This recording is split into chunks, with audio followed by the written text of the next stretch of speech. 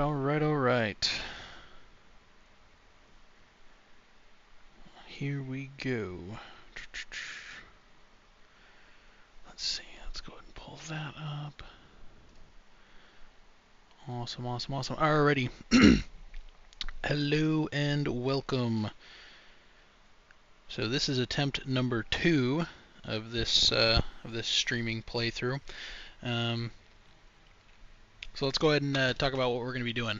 So as the name of this stream implies, we are going to be playing as a build which I have, and maybe this is something that you'll find other places, but I tend to refer to it as the Moons Consort. Now, first we'll start off with kind of the lore and roleplay perspective that we're going to be approaching this playthrough as, and we are going to, in theory, if it works thoroughly and this goes all well and according to plan, we are going to be playing through the DLC eventually as this character and as this build. But so we'll start off with the lore. First and foremost, as the name implies, we are going to be going after the Ranni ending. Obviously that entails supporting the Carians and all that stuff. We're going to be entirely devoted to Ranni this entire playthrough, so any decisions that we make are going to be looked at through that lens.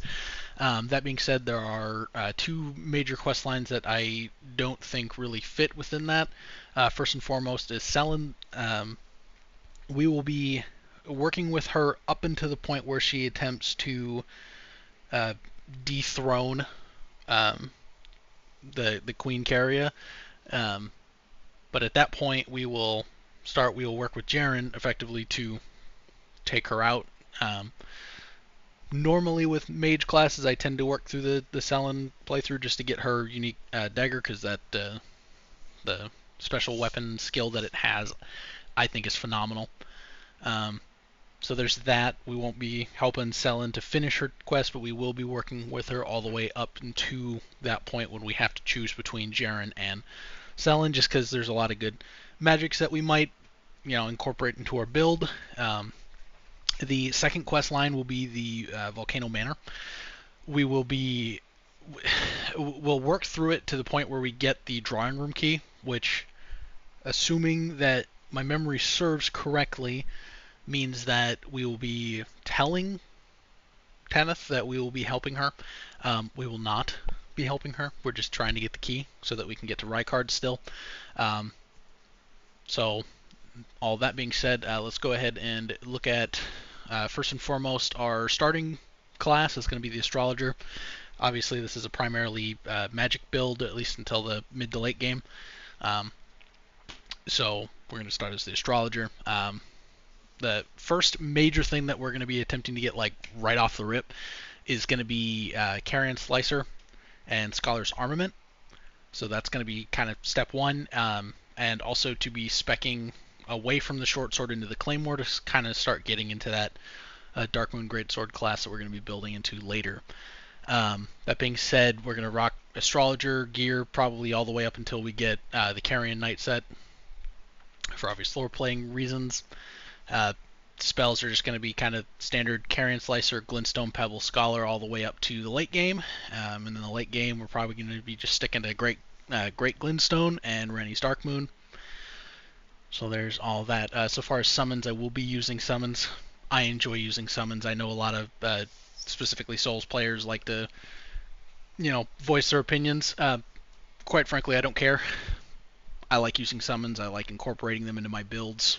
If you don't like that, you don't want to see that, that's fine. I will be. Now, so far as the actual game is concerned, this is unmodded with the exception of seamless co-op for 2 reasons. First and foremost, I'm trash at this game, and I have no interest in delving into the PvP aspect. That's just my personal preference. No smoke to you if you enjoy that stuff. That's just not me. And second reason for using Seamless, it allows you to summon and use Torrent in a lot of areas that you just can't in the base game. I find it to be a far more enjoyable experience. So, all that aside, let's go ahead and, let's see, we're doing a new game. Let's get this. I will be muting my mic during cutscenes and dialogue so that you guys can read and hear the audio that's going through. Um, so there's all that. Let's see, Astrologer, type A. We'll just go with a tried and true name here.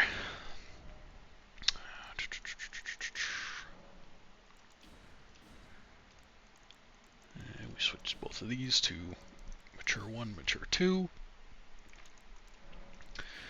Lands Between Rune. Alrighty. Alright, let's get on this.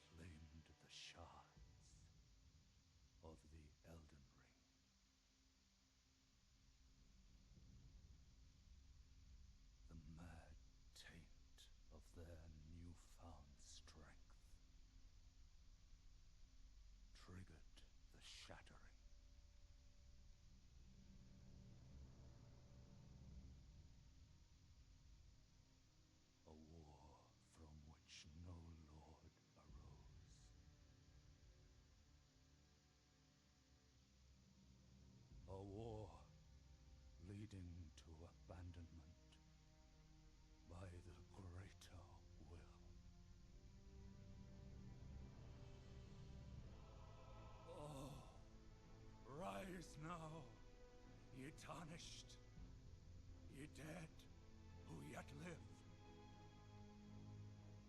The call of long-lost grace speaks to us all.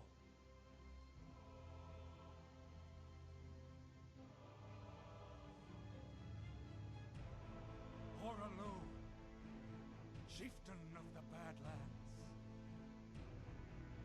the ever-brilliant Gold Mask. Fear, the deathbed companion, the loathsome dung-eater, and Sir Gideon Ofnir, the all-knowing.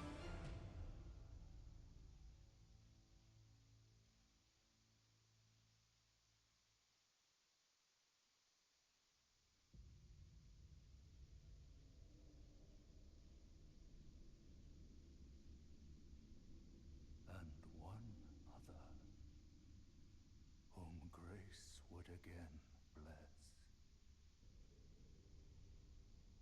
a tarnished of no renown.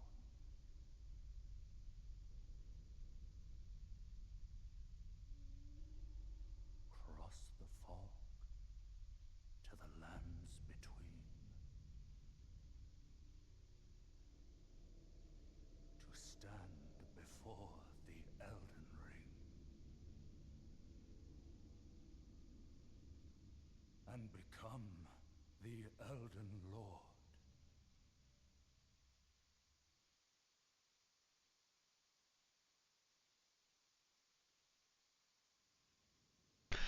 Man, that is just such a phenomenal entry to the game. I love watching that entry cinematic every time I play this game. I just can't help it. Go and swap those. I don't need the shield because I don't like using small shields. I'm gonna be straight up. There's a better nut chance that I do not beat the Scion here, but we're gonna do our best. Biggest problem is the short sword here, but we'll see what we can do.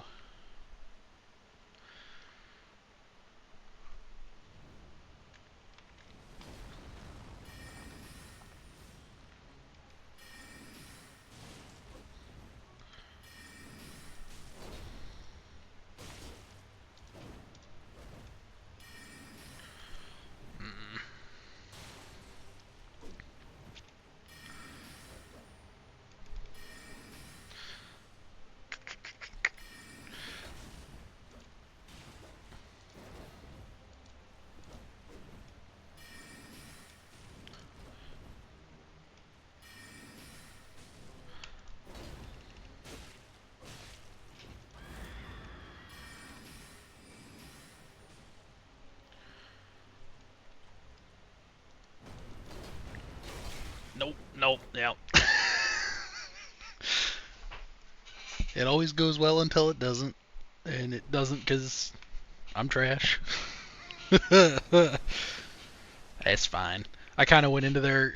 I don't think I've ever beaten the Scion with anything other than the Samurai and the Vagabond class. Um, Biggest problem with Magic, obviously, is you use a lot of FP, um, especially early on when your FP tank is just it's not very high. I'm sure there are plenty of significantly better Elden Ring and Souls players that can easily just walk right through that. I'm not amongst them.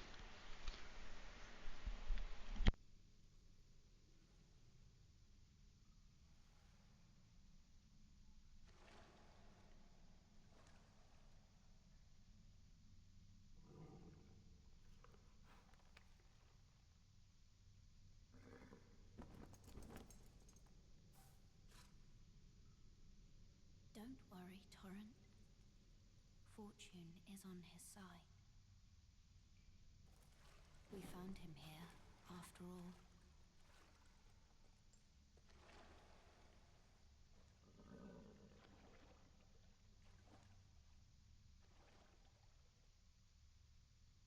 One of his kind is sure to seek the Elden Ring. Even if it does violate the Golden Order.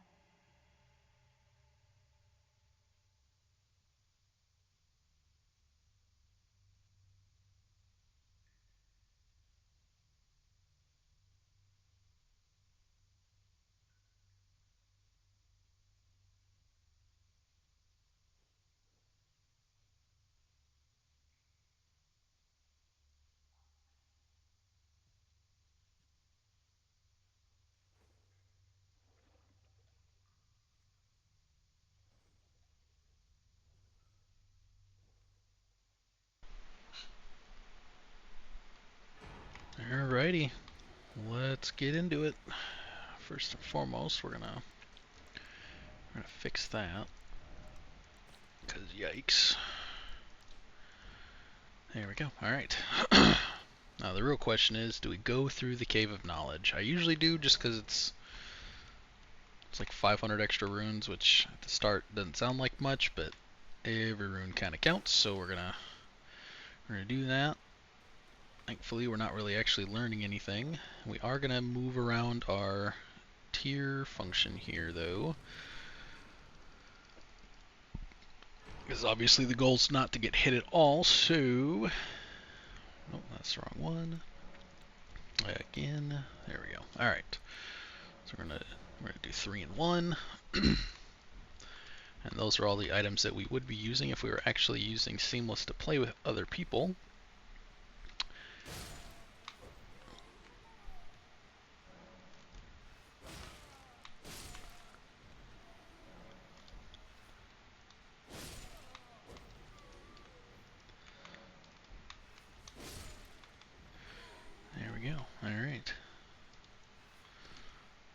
easy money. This guy's gonna be a piece of garbage. Just two-shot him, call it a day. And keep her moving.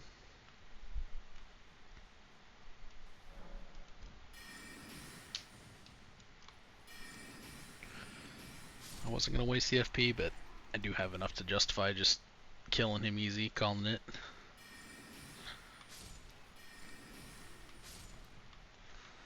First step is going to be going to get Carian Slicer once we get out of here. And that's going to be 90% of our damage up until we get the Claymore or the darkmoon.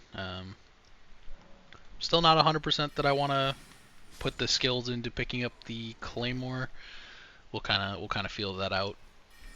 Honestly, I probably won't, just because the Carian Slicer skill scales super well, like all the way up until pretty much all the way to Morgott. It's still one of the better spells in the game, and as long as you build correctly, it more than carries its own weight.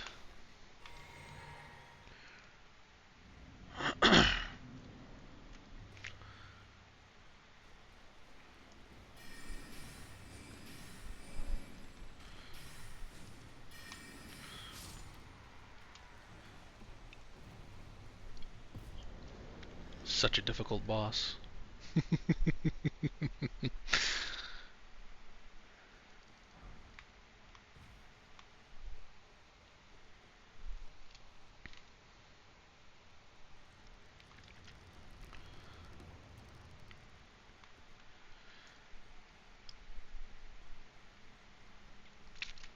And eventually we'll be coming back here to go after Banished Knight Oleg, but that won't be for a while. That we'll have the physical capabilities to kill the boss that contains him, but that is the eventual goal.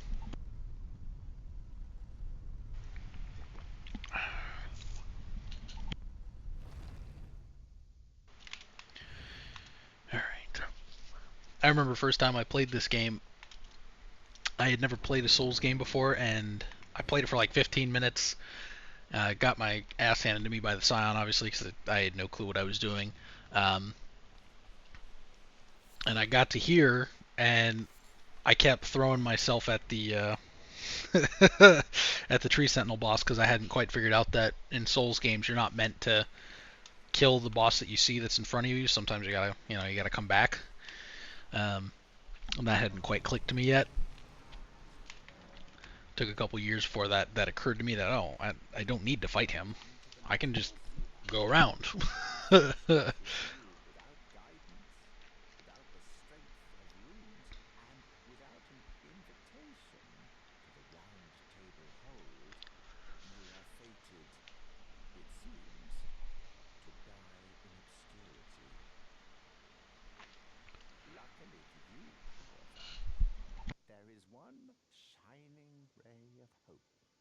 Even the maidenless, me, Vare. Take care to listen. Are you familiar with grace, the golden light that gives life to you tarnished? You may also behold its golden rays, pointing in a particular direction at times.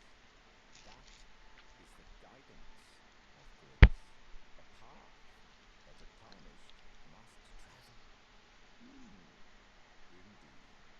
Grace's guidance holds the answers. It will lead you tarnished to the path you are meant to follow, even if it leads you to your grave. Grace's guidance will reveal the path forward, most certainly. To Castle Stormvale, over on the cliff, the home of the decrepit demigod, Godric the Crafty. Alrighty. Vare is probably another quest that we will not be doing. Same reasons as the Tarnished. I don't really think it fits with the honor code that I think that this character that we are role playing. I do not believe that they match. Yeah, So there's that.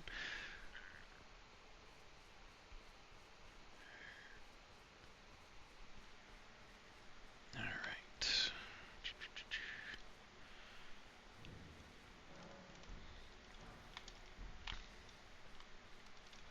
Yeah, but I can also see that you're not after my throat. Then why not purchase a little something? I am Carly, purveyor of fine goods. Alrighty. And look at that, we have enough to get the crafting kit. Very nice. Even though we have the kit, honestly, I'm probably not going to spend really any amount of time doing any of the grinding for it. It's probably, again, one of those features that I probably should, take an honest look at and maybe make a build around someday. But this build, honestly, I don't think that there's really anything that would benefit it. I mean, anything that gives you magic damage from like your pots and whatnot, you get significantly better magic damage just from whacking them in the face with the pebble, or once you get the glintstone shard, just beating the hell out of them with that. Um, so there's all of that. So we'll most likely, well, I say most likely, we will be selling literally everything that we pick up that isn't essential gear for our playthrough. Um, just because I don't really intend to do any farming with this character so far as just grinding runes. I just don't find that to be very entertaining. We might have to. I guess we'll see if my skill level is capable of carrying me all the way through without grinding to any real interest or extent.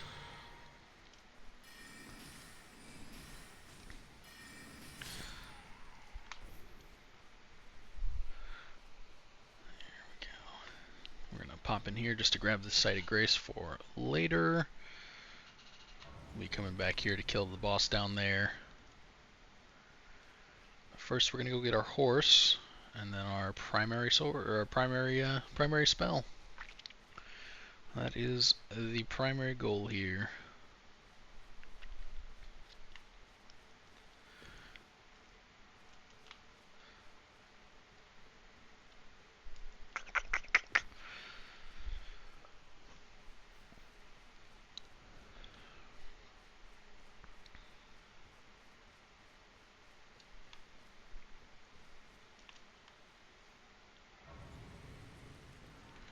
Alright, let's go ahead and grab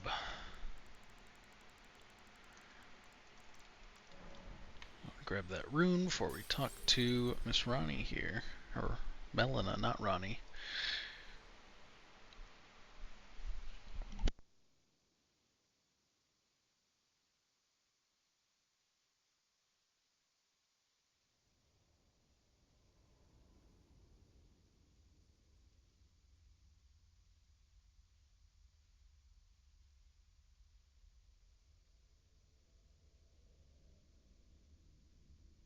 Greetings, traveler from beyond the fog. I am Rellana.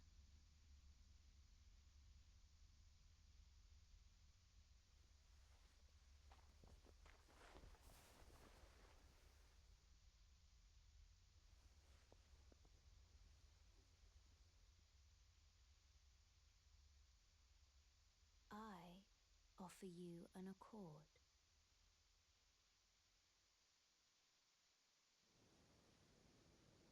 Have you heard of the Finger Maidens? They serve the two fingers, offering guidance and aid to the tarnished. But you, I am afraid, are maidenless. I can play the role of maiden, turning runes into strength to aid you in your search for the Elden Ring. You need only take me with you to the foot of the Erd Tree. Then it's settled. Summon me by grace to turn runes into strength. Ah, another matter. I bequeath to you this ring. Use it to traverse great distances. It will summon a spectral steed named Torrent. Torrent has chosen you. Treat him with respect. Shall I turn your runes to strength? Let my hand rest upon you. For but a moment, share them with me. Alrighty. For silence. You know, one of these days I'll tell her no. I have no intention of traveling with you, but that doesn't really ever make sense. So real quick, we're putting all these points into dexterity, because the first weapon we're going to swap to is actually going to be the flail. Primarily because the short sword is kind of hot garbage. Alright, let's go ahead and clear this camp out here, and that should give me the rest of the runes that I require for such transactions. Kill all these idiots. Actually, real quick, we'll go ahead and take off those gloves because they look dumb. So far as armor additions before we get to Carian, if I pick up pieces of armor like the Godric stuff, honestly I'll probably end up replacing the legs on this set. And definitely the gauntlets, just to get a little bit more poise. But this is not particularly a big poise build, that's mostly to backlog my crappy capabilities.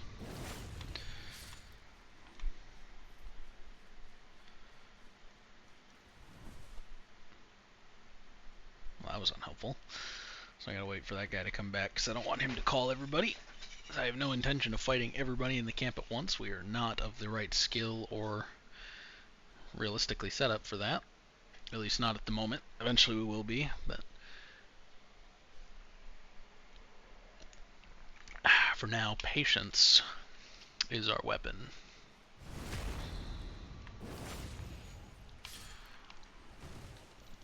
Oh, come on. There we go. Now we're going to wait for this guy to pass the map. We're going to kill him, then cross and kill that guy, and then work our way down, and then backing around to these guys, and then eventually the Godric Knight. He will be last, but certainly not the least. Alrighty, let's get this guy.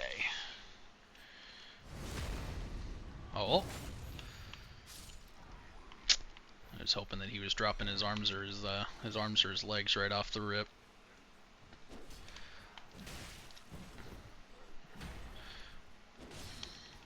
That is why I'm not a big fan of the short sword. It is, as the name implies, very short. This goober to our left doesn't have a shield, so we're going to speed this up just a little bit here. Kill this guy first.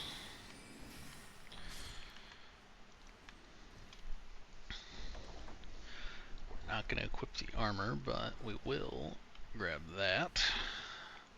And we got the random event for higher rune acquisition, which is always helpful to get when you're clearing out this first camp.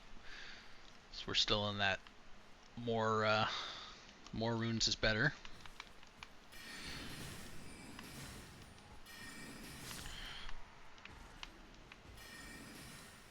I hate fighting wolves and dogs without a shield. Go ahead and break that. That should get that shield guy coming our way.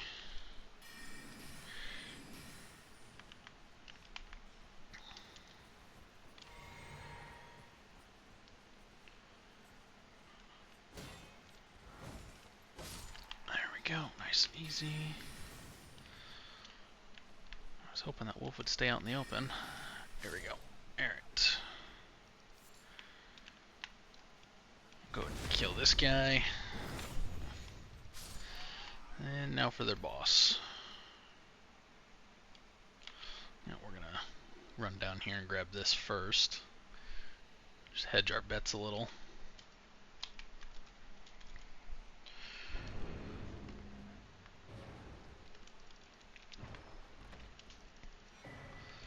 Yes, adding skills, which none of the skills that we have access to yet are going to be of any value to us. Obviously, we're looking for magic imbuement on 90% of the equipment that we're going to be rocking. Just anything to get that intelligence scaling.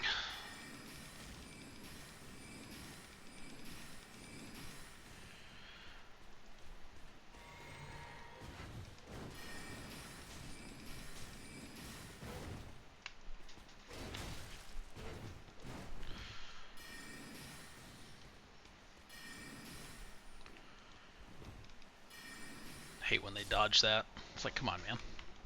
Just let it hit you, please. Alrighty. Camp 1 cleared.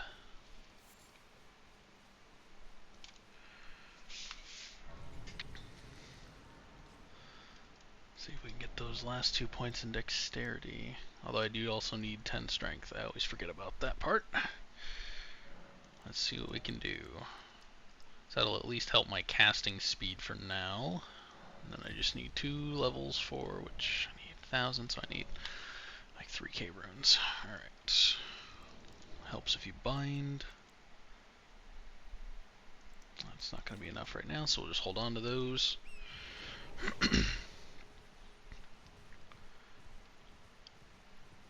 Let's go find our favorite rat man. You there. Did you help us out, Cully? Oh, yes. I remember some clod turned me into a tree. You were just breaking a spell, weren't you? Thank you. The name's Bog.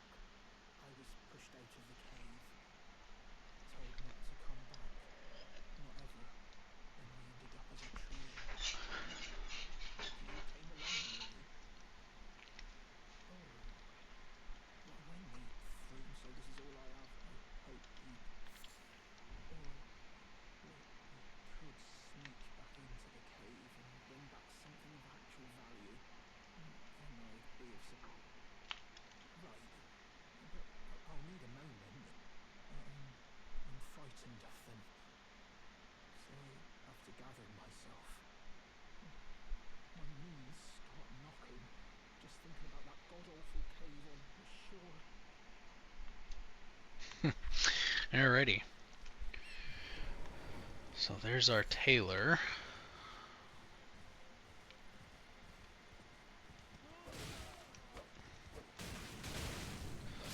That figures. Alright. Alright, so first, how do we want to do this? We want to... Alright, we're going to get past the knight here on the bridge. We will be coming back for him, obviously.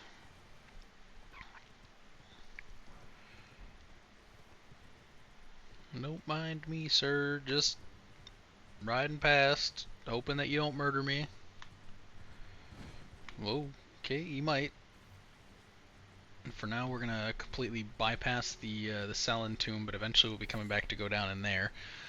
Just because I don't want to fight the boss that's guarding her until I have the mace at least, because that would be very helpful. I went past it. There it is.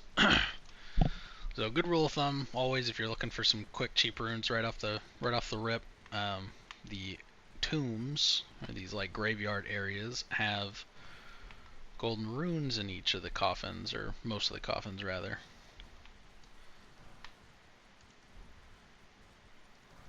Obviously it can be a little sketchy when the wolves in the area decide they do not want you around.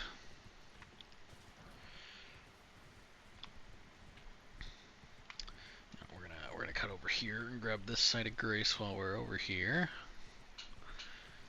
And the spell we need is right up in that camp.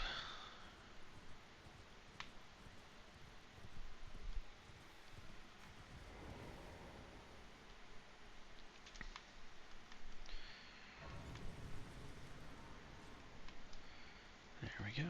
Alright. Let's go get the spell. Or actually... Yeah, we'll grab the spell first. So there's another grave site that's on the back side of the camp. Or rather, that's accessible from the back side of the camp. But first we'll get all these idiots who aren't paying attention. Base security is clearly not a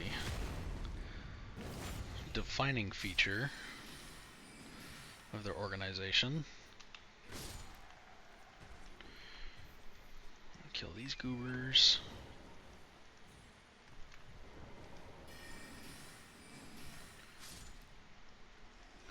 And that's the scroll that will be given to Celine. Or Selin, I suppose it depends on how you say it. I've heard it pronounced pretty much every way under the sun. We'll kill this mage first because he's going to be the most dangerous foe here. He's got a bottomless FP tank.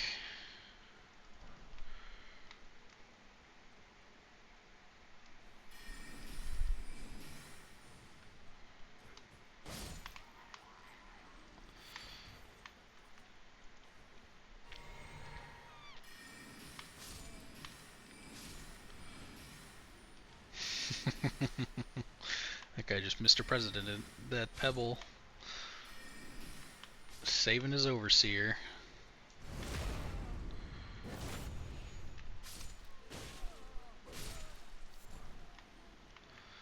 There we go, alrighty.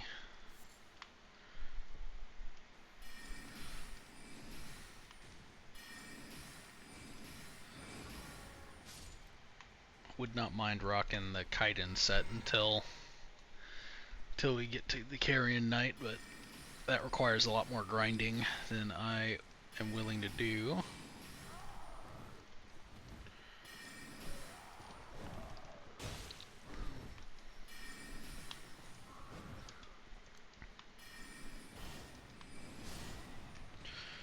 There we go.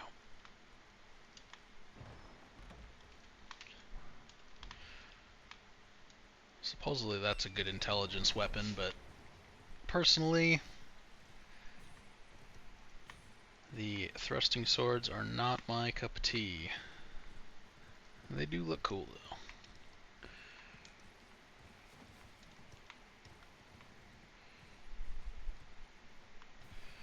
Alright, right back over here to the spell, the spring thingamajig, the spirit spring, there we go, that's the word. Perfect.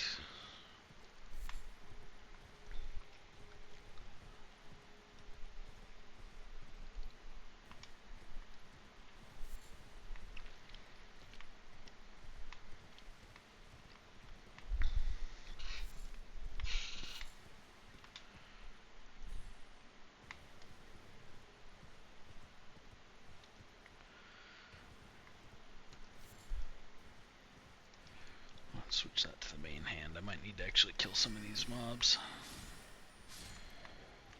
So otherwise they can kind of sneak up on you.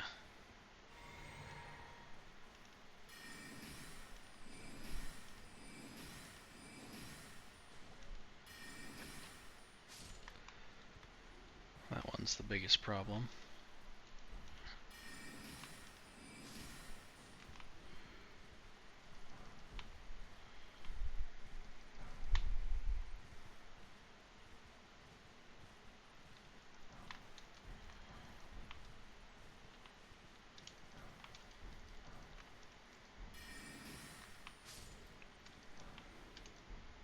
There we go. Alright, all those runes collected. Let's go ahead and grab this Site of Grace here.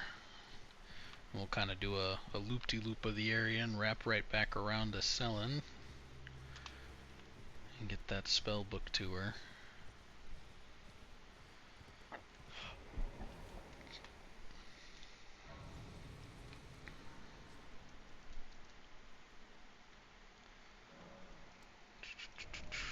Forgot to do this.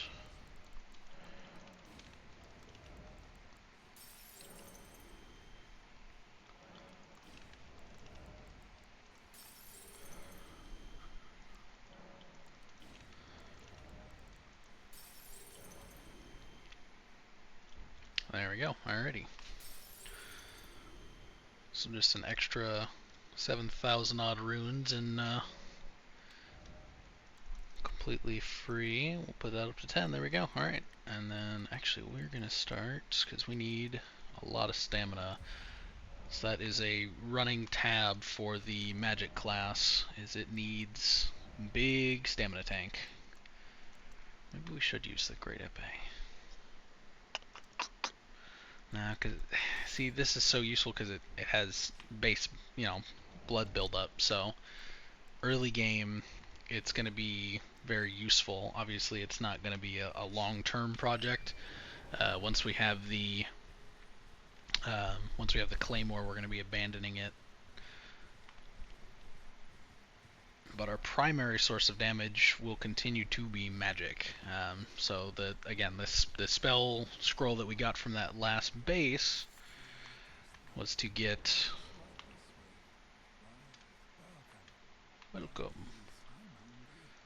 Carian Slicer. So once we give that scroll to Miss Selin, we will have the ability to use that spell. And like I said earlier, we're not going to do any crafting, so we're just going to get rid of all of this stuff that we have a new intention of rocking.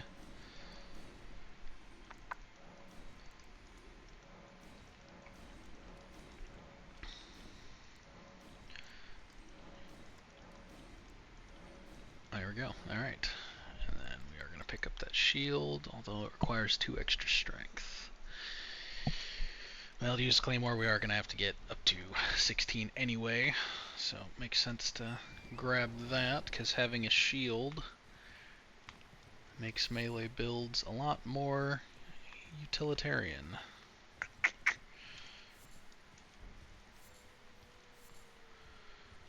Blaze in there.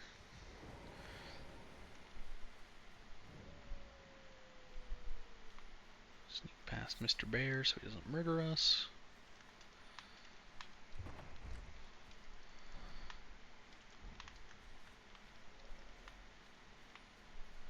Rock right around here. We're gonna grab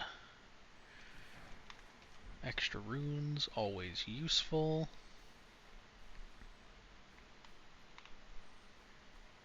I always check there, but it's funny because there's not supposed to be anything there, but I always forget that till I actually look in there and I'm like, oh, there's nothing here.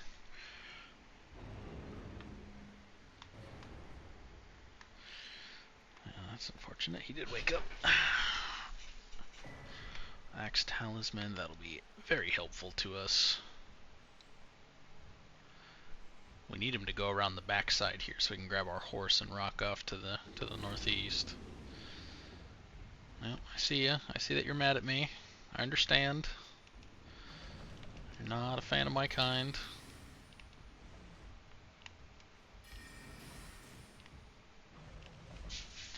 Sir, I'm gonna need you to calm down. I'm kind of trapped in here. I've never had them do this. Let's see, maybe if we rock down here, maybe he'll try and pathfind.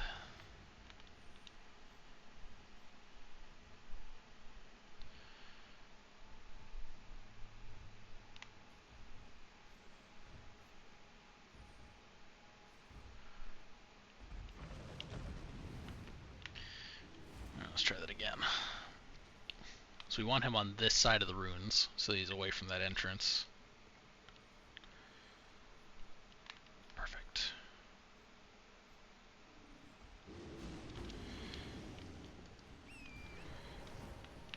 And now we run.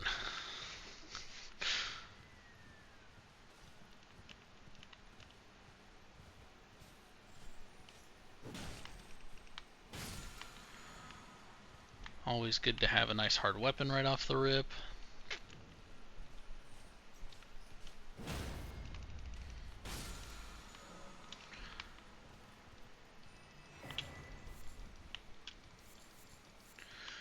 Go and grab all of those.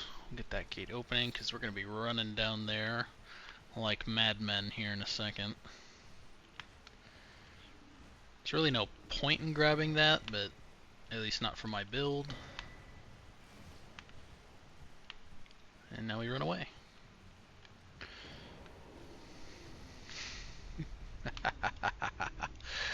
Loser! There we go. There's a site of grace that we'll be using later for ease of transport, so that when we come back to talk to Mr. Blythe, we don't have to run past all those dang bears. Always helpful.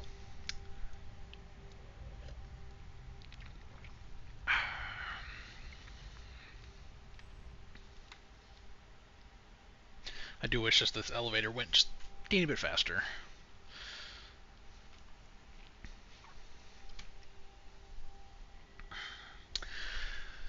Well, on the offside, I almost forgot to mention that all of these streams, so long as they actually record properly. I did have problems with my first attempt. This is my second attempt at doing this. The first one did not record all the way through. The recordings will be up on my YouTube channel, which you should be able to find the link in my Twitch bio.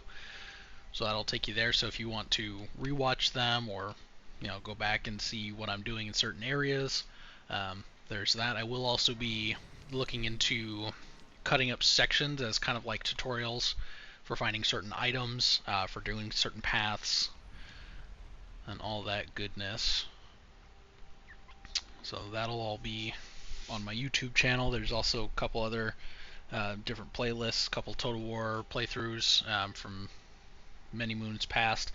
If I get enough interaction on those, I might start doing them again. But for now, the Moons Consort will be our primary source of fun.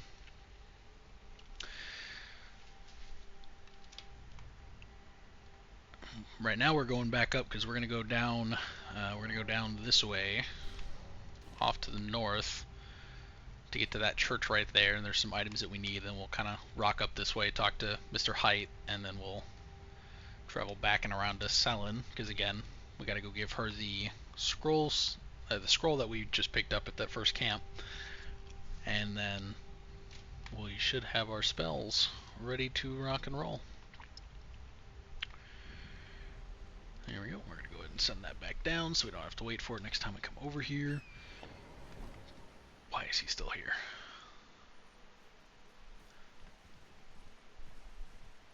That just makes this so much sketchier than it needs to be. Alright.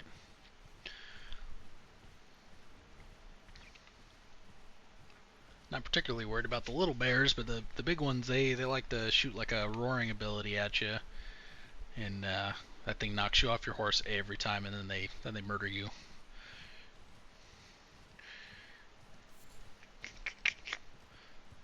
It's a suboptimal outcome for sure.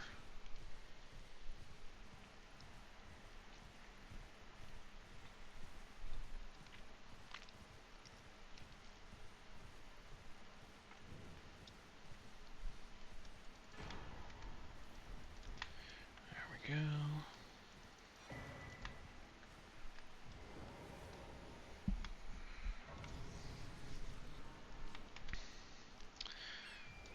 We should probably put that together before we go fight Selin's captor. That will be very useful for us, or at least partially useful for us. Wondrous Physique, sweet. That's a useless tier for us right now, at least with this combination of goods. And looks like Melina wants to chat with us.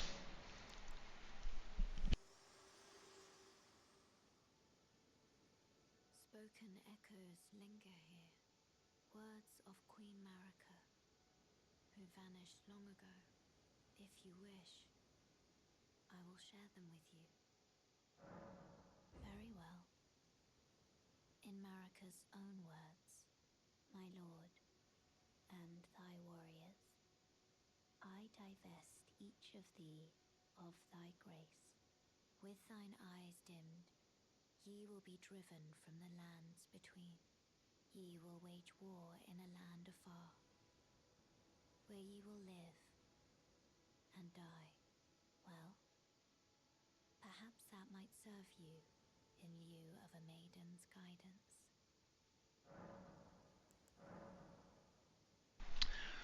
Well, that's deeply unfortunate. We've been cursed to wander, which is why we have come back to free the lands from her tyranny. Alrighty. Let's go kill this big guy here. Some free extra runes. I mean, he's not necessary. He's not even a field boss. He does respawn, but again, we're in that every little bit of runes acquired early on makes our lives easier. Come on. Hit me. There we go. Easy money.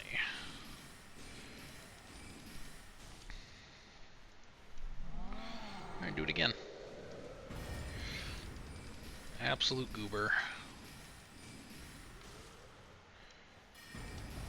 Hold that. There we go. Easy money. Easy 1,000 runes. So also, he, obviously, with him giving you 1,000 runes, he's probably your quickest rune farm early game. Trolls are not super hard to kill. If you are having problems with them, just be patient. It's a lot of times I know in my own experience I've gotten, you get greedy. You're like, oh man, I almost got him. I'm gonna go for one extra swing. Play it safe. Kenneth Knight, servant to the true order and celebrated repudiator of the false. Oh, urchin, grant me succor. Suck on these nuts. Come to lend me your aid, have you? Well, that's very kind, but no. No, the help is very much appreciated, even from a tarnished. Despite appearances, nobility is no prerequisite to serving the true order. You might have heard of me, Kenneth Knight.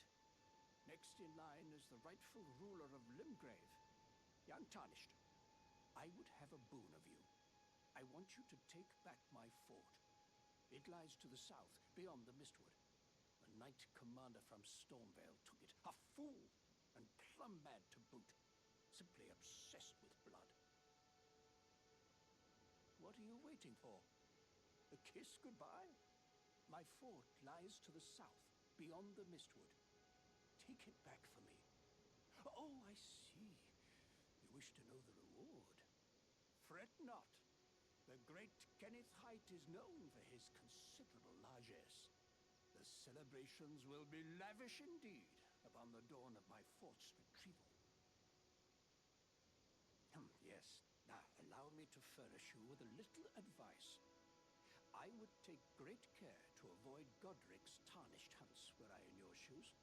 That depraved lot are obsessed with sacrificing tarnished like you for the sake of grafting. Honestly, Godric's nothing more than a jumped-up country bumpkin. Lord? Oh, don't make me laugh. First, he hid himself amongst the womenfolk to flee the capital, then hid from Redan in that castle. Then he insulted Melania, lost to her in battle, only to lick her boots rather than die like a man. Has he no shame, the big girl's blouse? And to think, he's the blood of Godfrey, last of the golden lineage, though you almost wouldn't know it to look at him. Yeah, I almost feel sorry for the chap the more I think of it. What are you waiting for? My fort lies to the south, beyond the Mistwood. Take it back for me. Alrighty. Yeah, so we will be going back up here in a little bit, but we're not quite ready for that yet. Almost. Almost, almost, almost. If I'm not mistaken, the slicer is I want to say it's 1,000 runes or 1,500 from selling. Cannot remember which. We'll find out soon. Not soon TM, but soon soon. Go ahead and grab that. Alrighty. Get everything up to full. Let's go get this guy.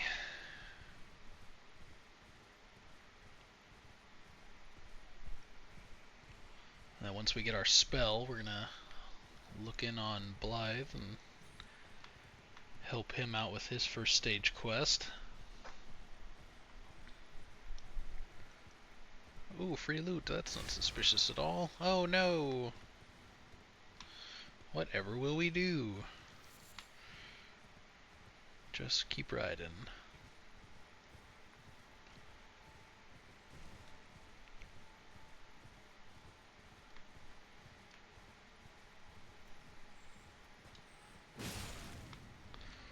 those guys. We will be killing those 2 trolls at some point here, not because we actually want the weapon, but because, again, easy XP. Or easy rune gathering, rather.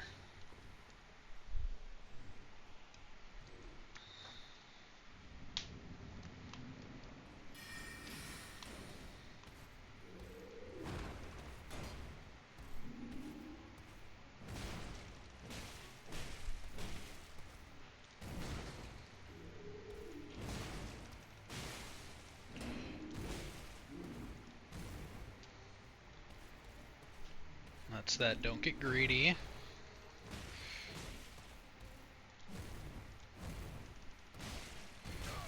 I got greedy.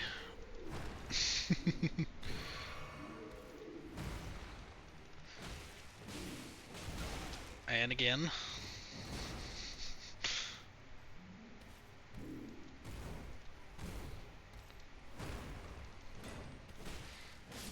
There we go.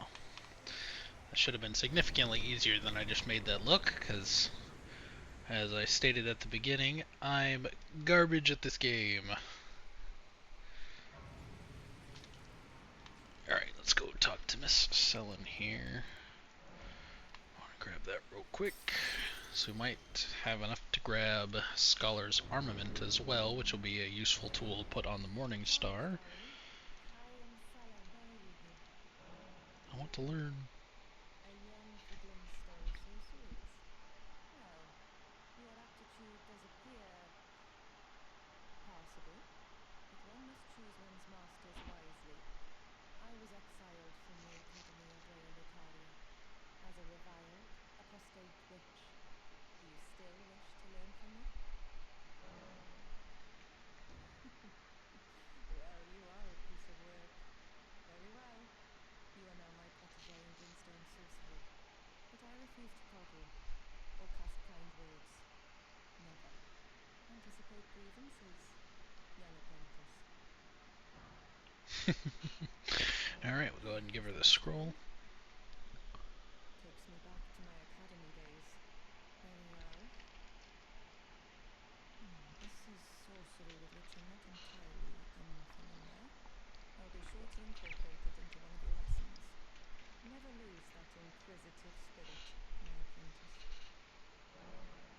There we go. Alright. Maybe we should grab that while we're here instead of Scholar's Armament.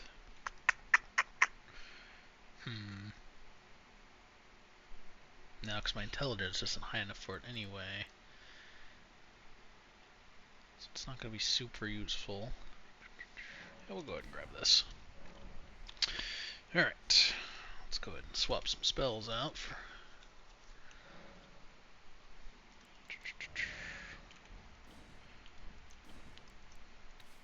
There we go. Alright, Carian Slicer acquired. So that just pretty much turns the end of your staff into a magic sword, which exclusively scales off of your intelligence. So it's a very good weapon for a mage to possess. Alright, now we gotta go back and talk to Mr. Kale. No.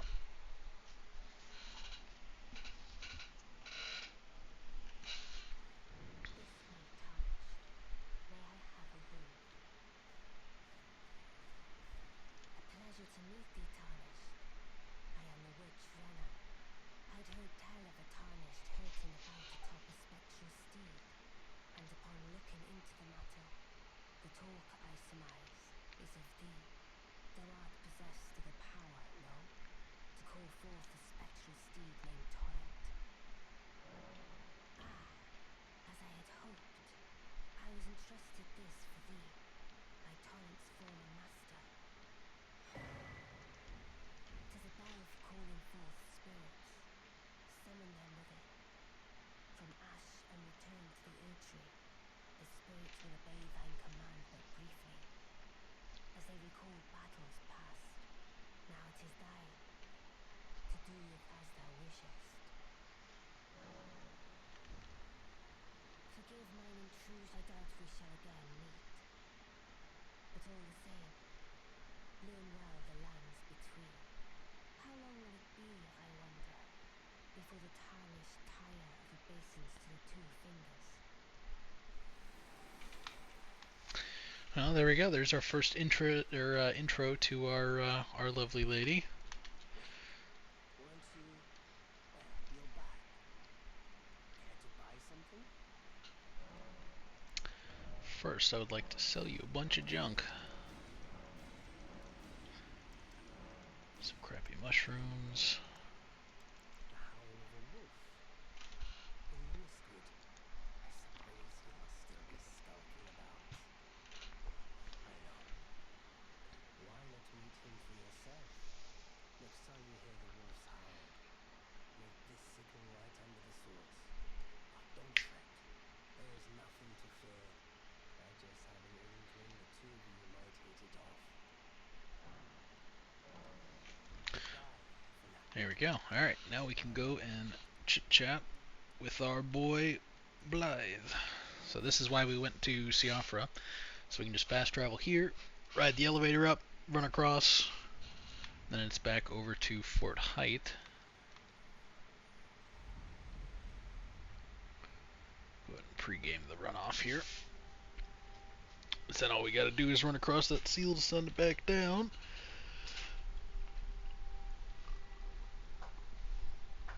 There we go. Alright.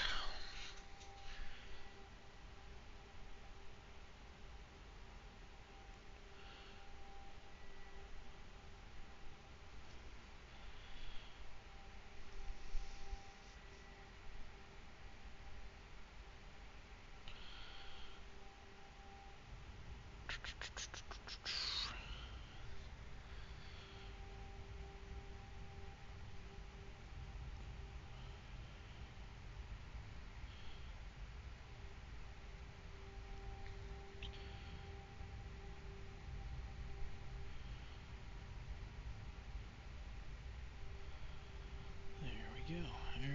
Alrighty.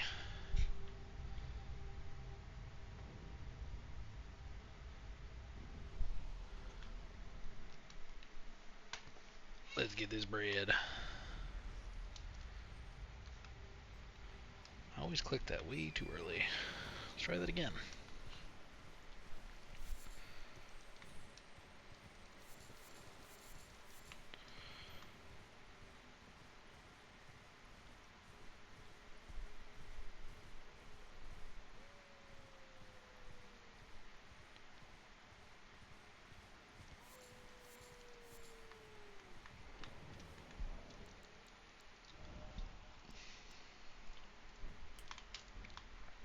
It's an interesting signal for sure. Who goes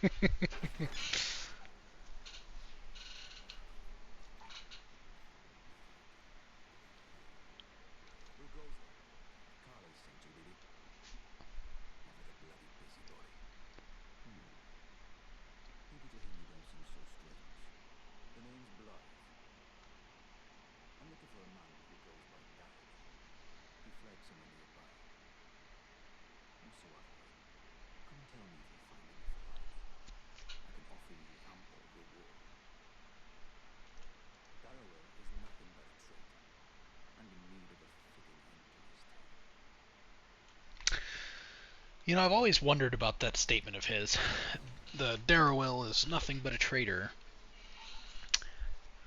And it makes me wonder if he served Lady Ranni as well and betrayed her. I feel like that's probably like cut content or something like that. I know there's a lot of quest lines that had stuff kind of excised, that, you know, stuff that wasn't ready for the main game, or stuff that explained too much, you know, all that kind of stuff. I kind of wish they had kept most of that stuff in. I always find that stuff pretty interesting.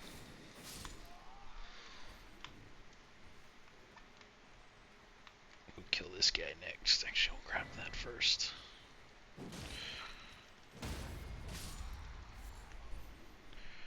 I forgot to switch hands. That's fine. I just gotta remember my cast is on my left mouse button instead of. I don't like it when he throws that at me, so I always aggress him really hard. These guys are a lot easier to fight out in the open world.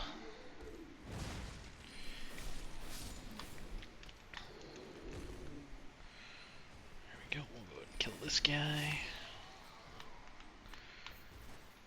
Those guys usually finish him off pretty neatly, so we'll just move back into the city here, or into the city, into the fort.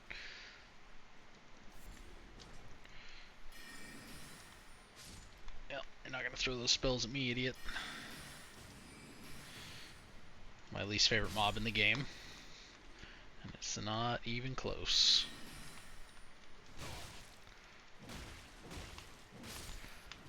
Especially when playing as mage builds, they get very dangerous very quickly. They're like grunts from Halo. If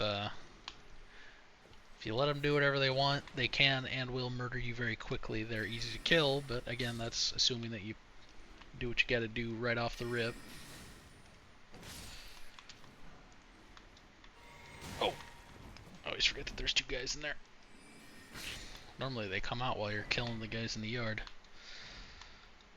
I'm hoping that off of one of these guys I'll get their headband.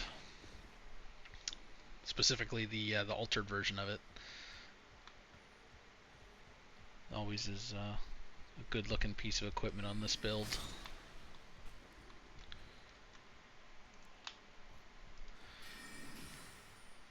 No fireballs for you, idiot. Go grab that for the extra stamina.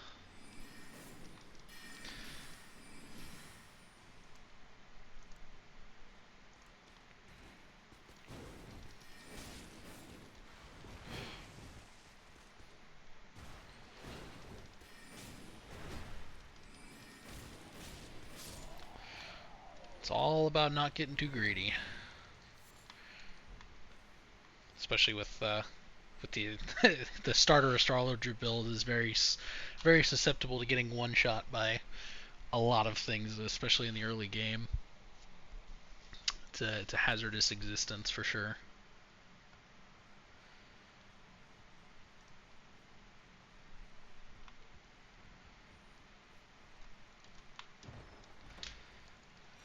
There we go. Alright. So we did all that stuff for him, so now we're gonna go help Blythe. Hopefully we have enough runes to grab the shield, because that is a very useful item for the Darrowolf fight. It's gonna be close, but maybe.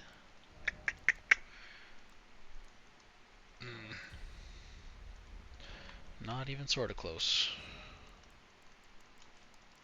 So I need 12, yeah, 12, yep. Yep. That's fine. Just means I gotta, just not get hit, get good. Okay.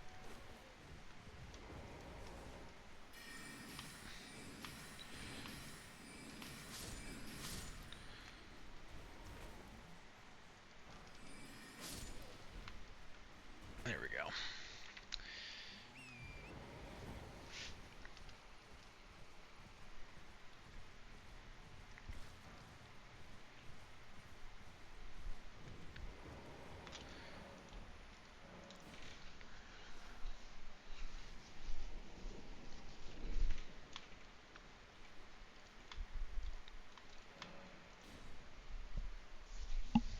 Alright, Blythe, let's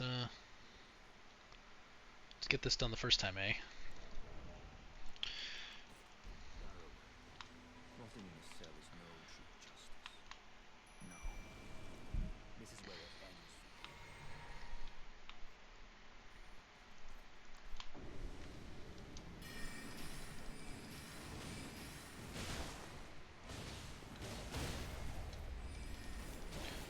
Quick, everybody bully him!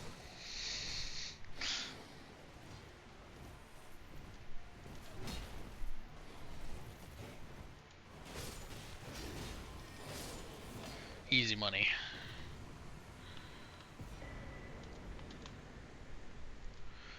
Now we have enough to grab the shield. See, we didn't even need the shield. I'm just too good at this game, obviously.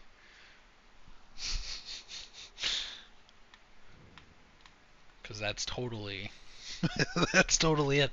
It's definitely not that guy's supposed to be killed fairly early.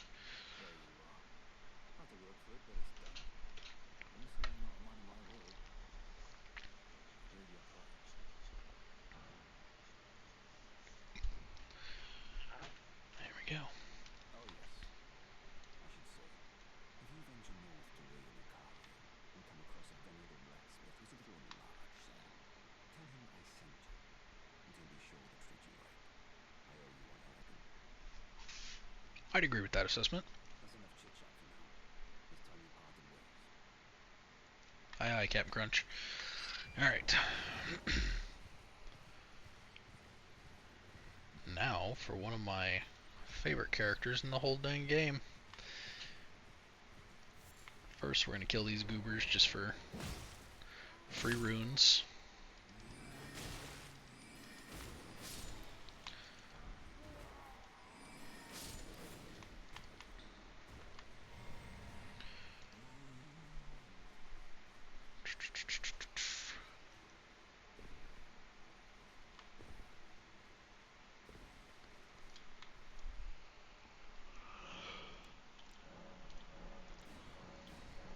There we go. So now I have more healing potions as well. Perfect. Alright. Want the shield first and foremost. There we go. So we can still block just like normal, and then we use our slicer as our primary form of damage. If we run out of magic, then we switch over to the mace. And that is how we are going to be playing this for quite a bit. Alright, we'll go ahead and talk to this man first. Our boy Yura. You must be my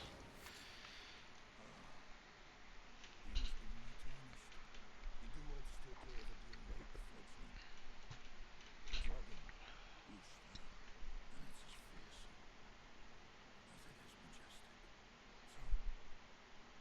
unless you're mad, or wish to be burned alive, stay clear of the lake. Well, actually, Yura, you're going to be joining me.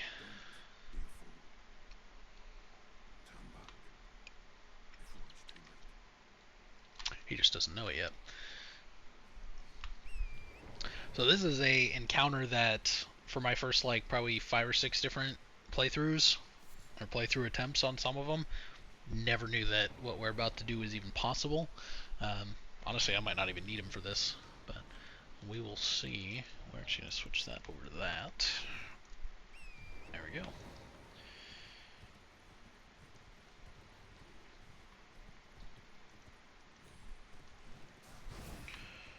Go ahead and grab that.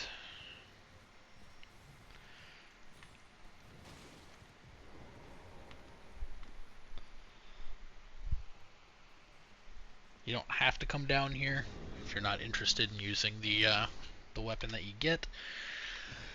It is a twin blade. It is the first one in the game.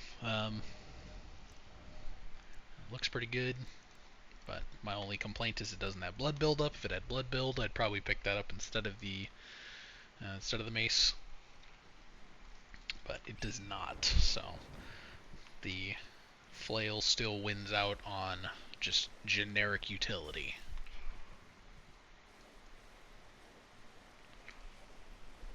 That being said, the mace is not going to be a long-term utility item for us. Go ahead and take that. We don't want to get too close. Like I did just there.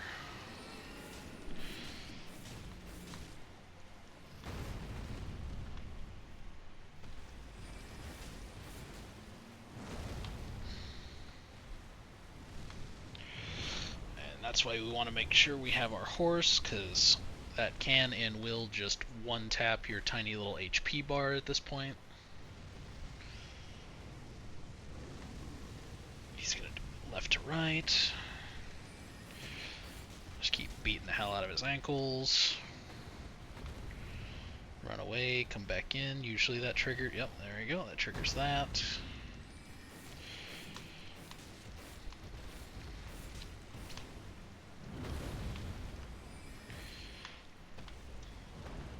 Run away, grab some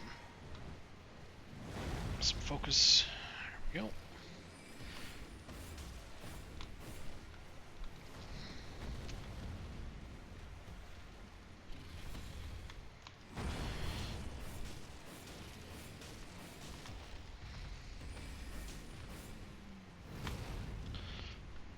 Never try and tank that. At least if you're fighting it on horse.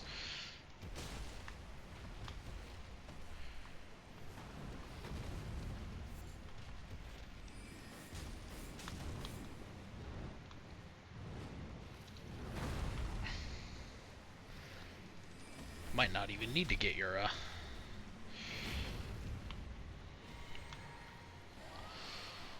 he's gonna run forward.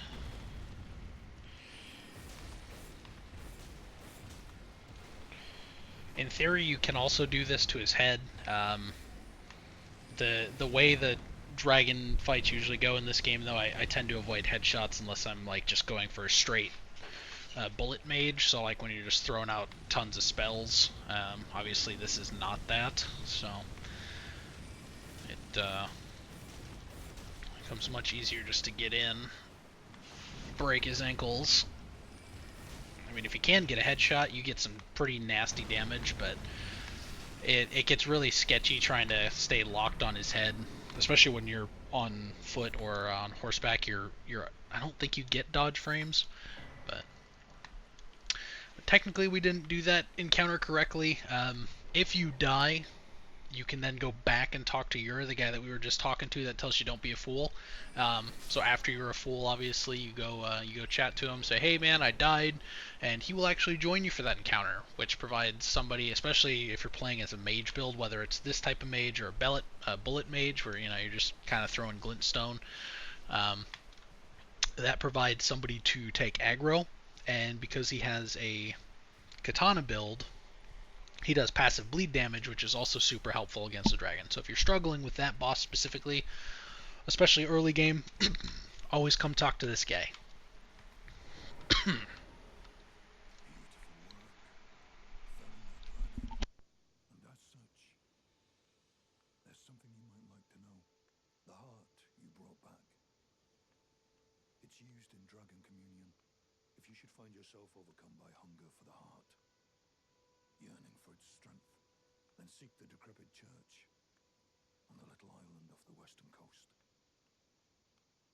You must not forget, though, those who partake in dragon communion will one day shed their humanity, their hunger for dragon, their yearning only worsens until the floodgates burst, unleashing eternal torment, the strength of a mighty dragon. Magnificent, but deadly. It's no surprise that dragon communion is ruinous. You must not forget, though, those who partake in dragon communion will one day shed their humanity, their hunger for dragon, their yearning only worsens until the floodgates burst, unleashing eternal torment, the strength of a mighty dragon. Magnificent, but deadly. It's no surprise that dragon communion is ruinous. You must not forget, though, those who partake in their hunger for dragon. Alright, he just repeats that. So that is obviously introing you to the Dragon Communion set of sorcery, or incantations rather. I have not done like anything with those incantations. I don't know, they look really cool. I just have never done a build that actually incorporates them into something functional. That being said, they are something super cool if you want to take a look at that in your own playthroughs and kind of play around with that. Most of the incantations, from my understanding, are going to be a split faith and arcane, which is another reason I haven't really played into those, because I've never done a arcane, well, at least not a projectile arcane build. I've done several arcane dexterity builds. I've done a couple of arcane strength builds, which are also a lot of fun. But so far as incantations, the only ones I've really ever done have been, when the DLC first dropped, I did like I don't know what to do. It's like a faith paladin type build. That was pretty enjoyable. So maybe in the future, if we finish through with this character, maybe that's something we'll take a look at doing. All right. So from here, well, we've done all of that. We're gonna rock down to we're gonna go get our lantern first, and then we're gonna go back to the coast to do all the stuff over there.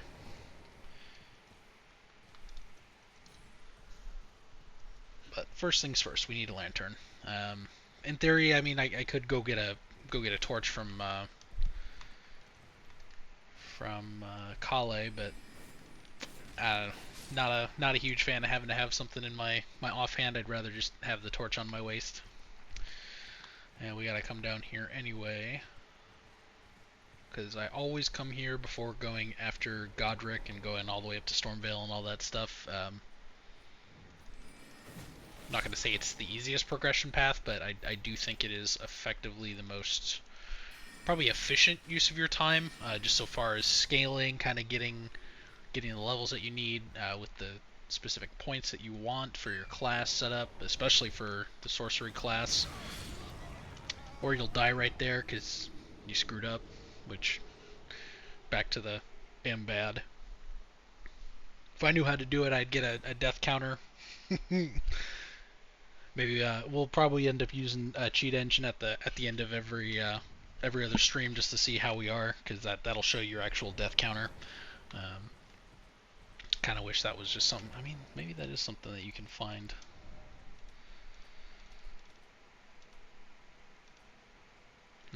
Maybe not. I feel like there should be something in that infographic there at the end just to kind of see how many times I've died because of low skill. There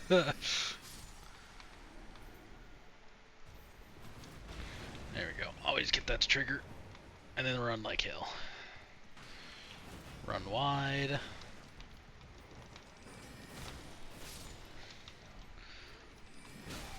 Ow. That was just super rude. There we go.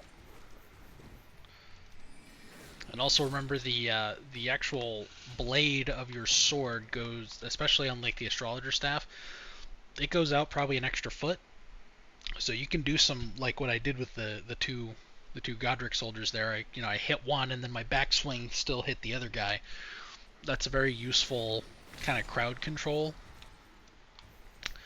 So if you find yourself suffering against multiples, just remember that it is very useful to hit multiple enemies, and especially on like these lower tier enemies with the lower poise that their armor gives them, you can stun them fairly efficiently. So go and grab this.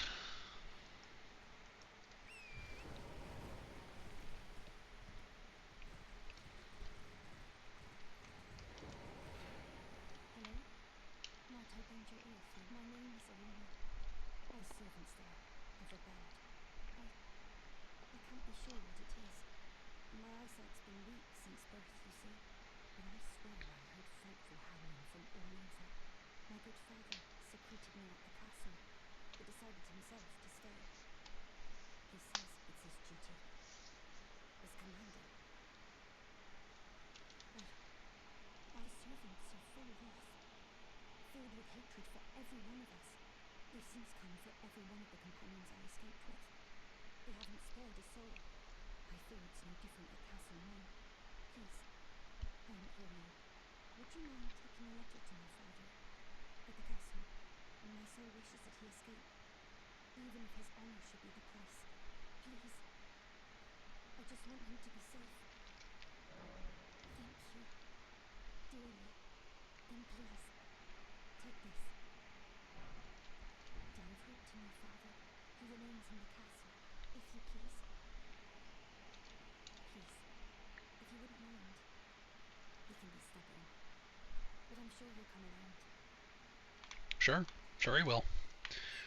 Seems like a very intelligent decision, especially seeing as how all of his soldiers looks like they got pretty much slaughtered. It's always kind of when you're riding up this road, I mean, you see all the dead soldiers, and it kind of paints them in a much more human light, because they're not just bot enemies, right? Obviously, they serve a knight commander whose daughter they were protecting, and so these guys aren't your enemies, right? All of these guys that are dead, these are soldiers doing their job. So it's kind of that in-world role playing and kind of storytelling that FromSoft does really well. Like, hey, these guys aren't just, they're not just these things that you kill. In theory, these are, human beings, and whether they're hostile to you or not, they are doing what is effectively their job, their duty, you know. So it kind of puts into perspective everything that's going on.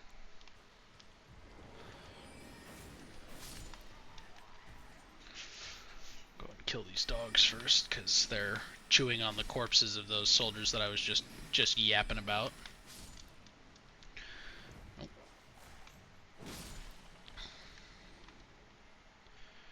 Alright, we'll go ahead and drink that first. We'll kill this, one of those soldiers I was just yapping about too. He might not be he might not be the bad guy, but he is certainly not our friend. Which is something I kind of wish they had played around with. Rocking up here maybe because they have, they got their own problems. Maybe they aren't as aggressive to you. I think would have been kind of a neat storytelling element. And maybe that's just like an engine thing. They can't really represent that with actual in-game, or maybe it would have been more difficult than it's worth.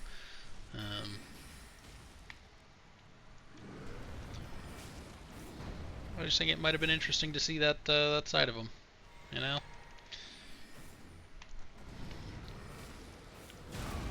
No, see, there you go. Got greedy. Because I got greedy, I got absolutely bonked.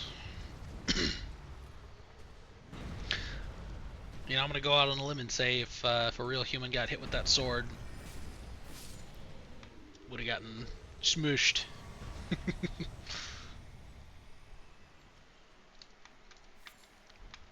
Yeah, so these dogs were literally feasting on the corpses of Arena's fallen guards.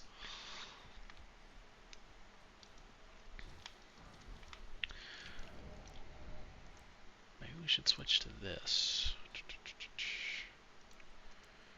It's got the same bleed up or build, but it hits a little bit harder.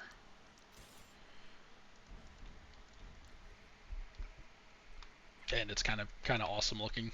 It's like, let me just hit you with this big metal ball with some spikes on it. Definitely some unga bunga thinking going on there. And these are those servants they were talking about, and you can literally see them. They're hacking up the corpses of their enemies. So they're not servants, right? I mean, these are clearly subhuman intelligence. They're definitely, they're obviously not good. They're very animalistic, and maybe it's not that they're not good, it's that they don't understand. They're not smart enough to have that kind of that moral perspective.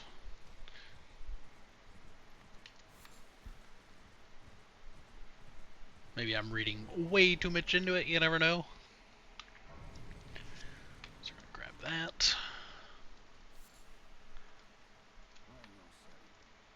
Buying or selling?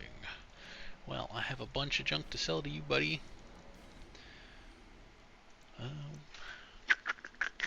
we are gonna sell the brass shield, even though it is the best shield in the game. At least best medium shield stat-wise.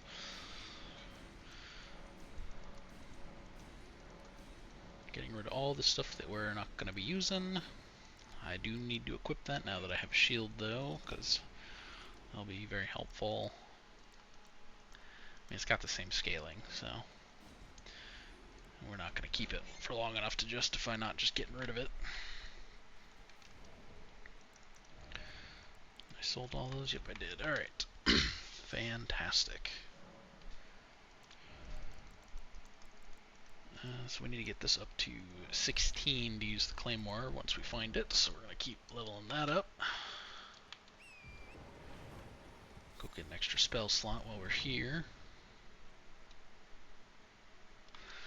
Now, these towers confused me for the longest time when I originally started playing. So I'm going to do my best when we find them to actually explain what we're doing. So once you click on this thing, it pops up Seek 3 Wise Beasts. So what you're looking for are 3 turtles. We'll kind of show you where all these are. You don't got to hit them with much. The other one's hidden right here. And the third one is the one that used to just pissed me off because I could never find it. But if you come over here to the water, you see that? He's invisible. There you go. And now you can just ride back over to the stairs, jump on up, and go claim your goop. This is going to be a memory stone, so we can equip an extra spell. We don't really need to equip another spell. We're not going to be super spell heavy with this. This is just an intelligence build that effectively perks into a intelligence knight build. But that will be helpful later, though, when we do find our endgame spells, because the last spell that we're going to get our fingers on, Ranni's Darkmoon, requires, I think it's 2 or 3 slots, but we'll have more than enough by the time we get there. That wolf did not like getting bonked in the skull. I can't really say that I blame him. There we go. Alright, we're going to go ahead and do this encounter while we're over here, because again, we need runes.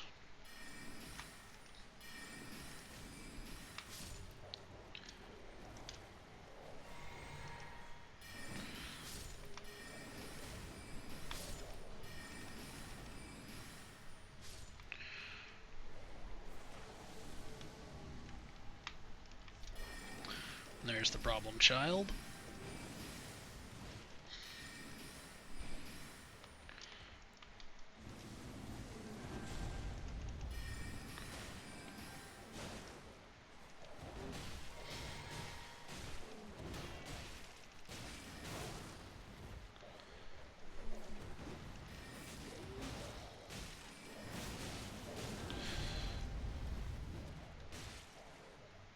Get him, guys.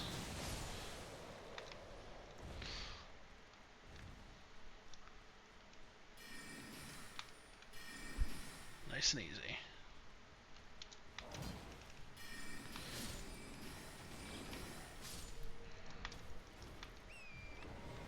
There we go. Easy peasy. We can go discover this crypt. We're not actually going to go through and finish it yet. We are at least going to discover it.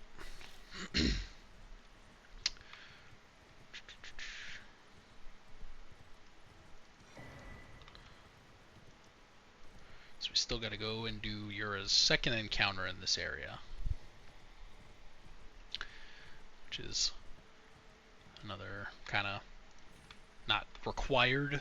Obviously none of this is required, but it's kind of necessary.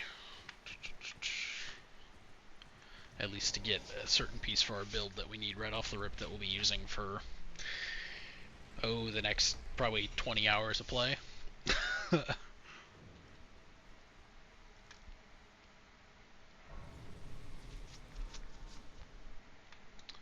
and rest. Perfect. And back up.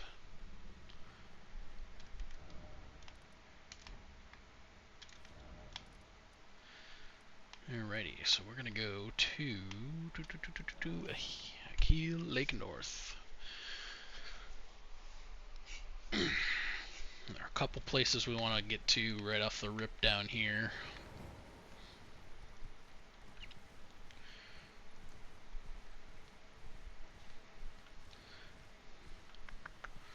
The first place will be off and to our right. And that's where we're gonna pick up most of the smithing stones that we're going to need for at least a little bit.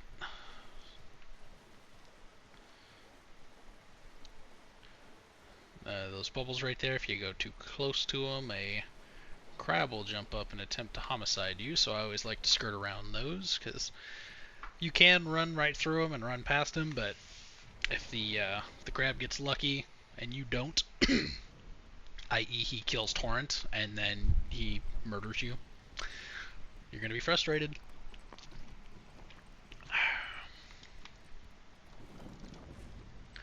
This game already has that in spades for the most part, so I find that it is better to avoid whenever possible. kill all these guys.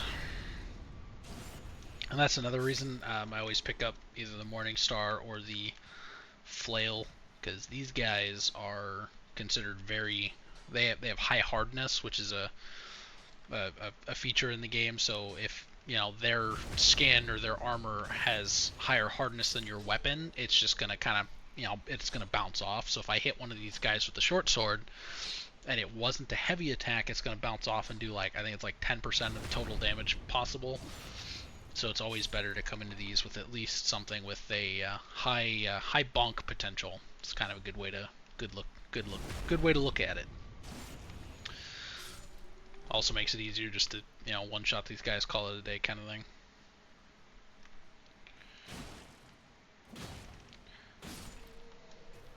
So even with my mace being hard, that last attack, my guy kind of bounced off like when you hit a wall, it does that.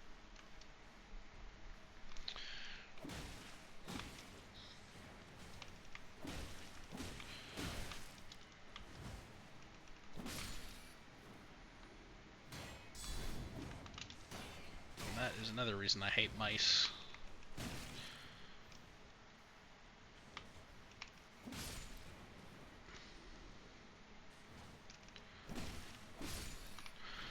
Because for the most part, they are too low to the ground to get hit by your guard counter with a lot of weapons. Not all of them, obviously. The polearms tend to do the best, because you're thrusting at the mouse instead of thrusting at near them. You're actually stabbing them. Whereas your guard counter with that's kind of, you do like a weird side up angle swing where you're kind of swinging up that way. So you kind of just swing right over their head unless you get lucky.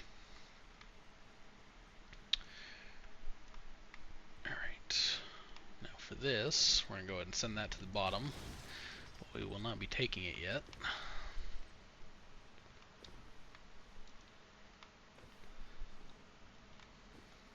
I suppose I could have just ridden that down. But you had to come down here and kill these goobers before going after the big guy. I mean, again, have to is not the word, but so far as I'm concerned, pathing is, there's a right way to do things and a wrong way.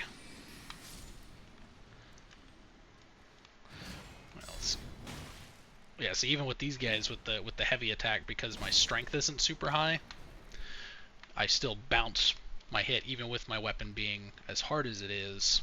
So it's very it's a very essential feature to not get just super mad at the game, because it's one of those features that isn't really properly talked about. I mean, I say that, I suppose maybe it is, and I just didn't read the note, but maybe I'm just dumb, but as far as I'm aware, it does not ever mention hardness as a stat. It mentions it so far as armor, which maybe that is supposed to be converted in your brain to functional information. I'm going to go and ride this up. There's a ledge here that we need to jump off onto. There we go.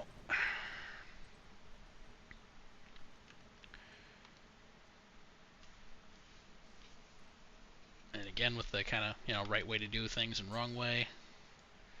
I always try and assassinate these guys to just make your life easier later, so you're not wasting tier potions and whatnot. So he turns back around, and then this guy should turn back around. We'll kill this guy in the middle first, then the guy on the right, and then the guys on the left. He should be far enough away. Sometimes that guy doesn't like to die with the first shot, so it's always good to take a look before running away, make sure the enemy's actually dead. Because they can and will one-shot pretty much anything in the start of the game. Their hits do a ton of damage.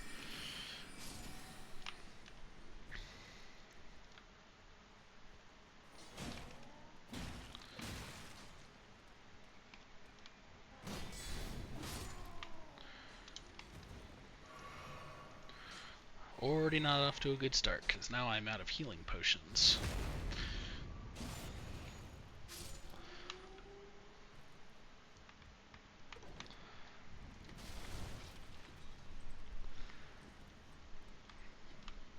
I always take this path because I'm always like, oh, there's some good loot, but it's usually not the greatest. Send that back up, because there is a stake of America at the top, so if I die here, which I shouldn't, but it's always good to prepare, so you're not wasting a ton of time assuming that you're going to do things correctly the first time around.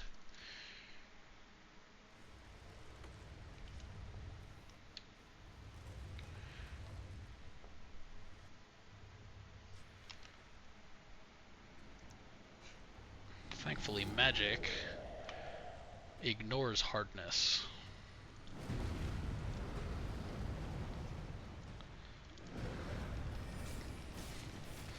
So yeah, it's not ignoring it. If I was trying to hit him with my hammer, my damage output would still be feasible, but it would be significantly less than just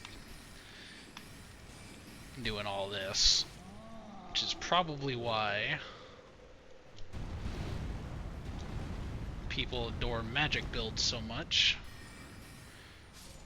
Because they kind of give you that haha, big number go bonk type. You know, it's a good feeling when you can just kill a boss like that without any issues.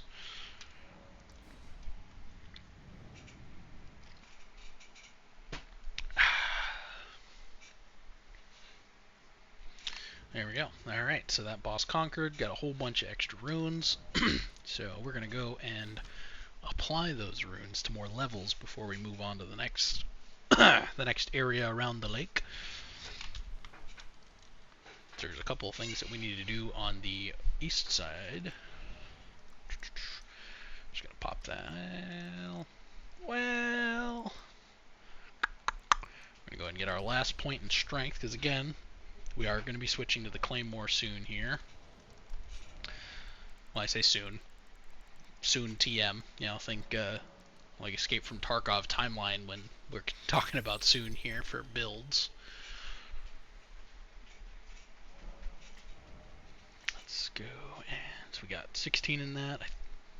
That's all that I need for that, so we're going to go back to... Oh, we don't have enough points. We're 100 points shy of leveling up again. I guess we'll have to make sure that we don't die, right?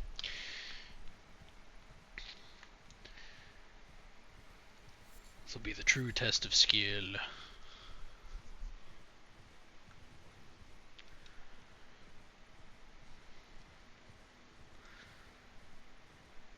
I mean, this game is just so absolutely stunningly beautiful.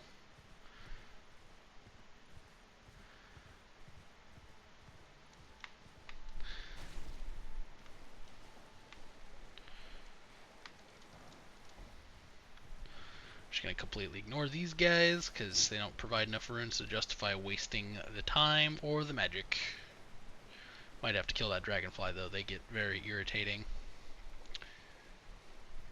More of a nuisance than anything else.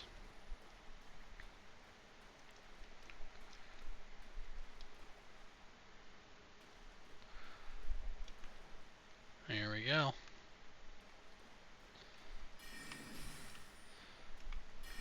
In theory, if you time it correctly, especially at range, he'll dodge before he should, because the AI dodges on cast, it doesn't dodge on when they should.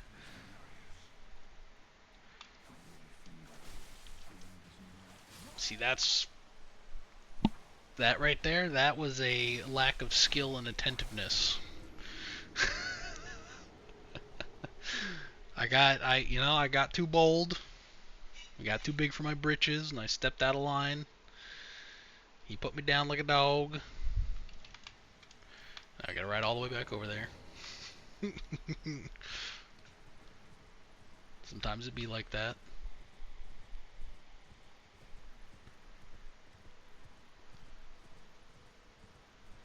I kind of wish there was a Stake America, but I can understand them not wanting you to, not wanting just immediate access to the same area.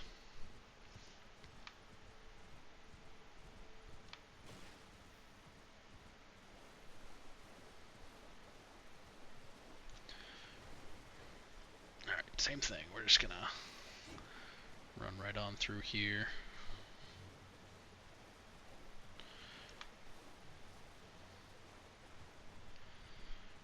back to where we were at least.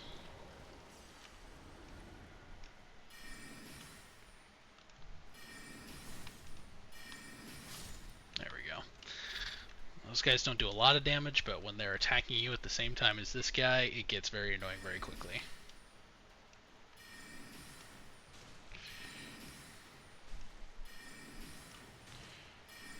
You don't want to waste too much.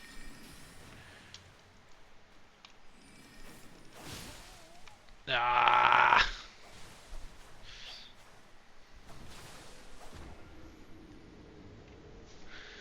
I don't have enough vigor. I timed that wrong, because if you time that right, you can hit him 5 or 6 times before he even thinks to roll out of the way, just because of how the magic sword functions. Skill issue, 100%. No excuse for that.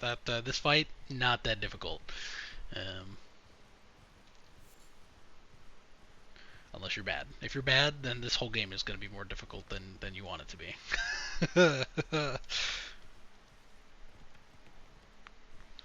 But I'm trying. I would like to kill him before Yura gets here, because I like to actually be self-sufficient in this fight. But Yura can help you if you back up. He kind of drops into the fight and helps you kick the hell out of them. So I guess that might be what we have to do. We might just keep using our pebble as we kind of pull backwards, because Yura comes in from our rear. So we might just kind of pull back that way as we fight this guy. Let's get closer to him here.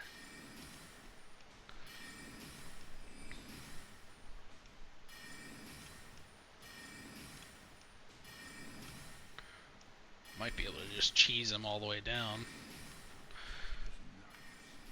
See, there you go. He spawned in from the different side this time.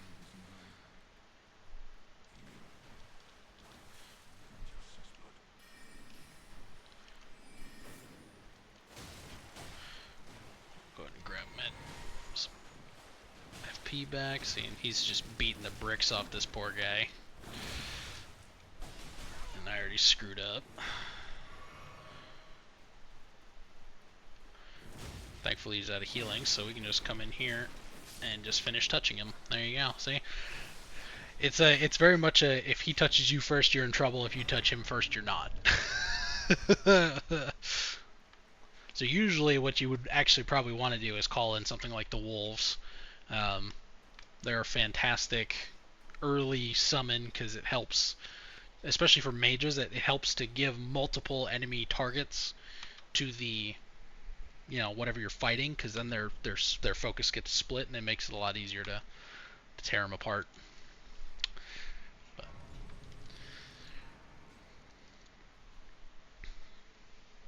normally I kill the guy down here right off the rip just for his weapons, but I think this time we're gonna let him live, because I don't really think lore-wise there's any reason to kill him. He's kind of unimportant. We're just gonna run through.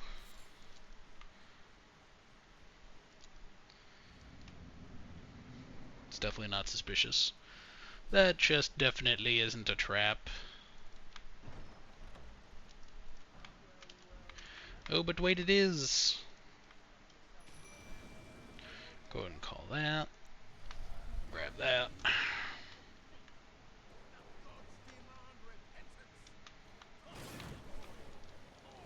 Oh yeah. I always forget that his kick just one taps you like that. I got too cocky. It's probably because in my personal time I'm playing through not this exact same build style, but just a pure caster build. I'm on a new game plus, so I'm on my second or my third playthrough rather with that character, and just annihilating him is just the easiest thing you can do. So I'm a little bit too used to that spell potential. But that's like a pure caster build, so no melee weapon.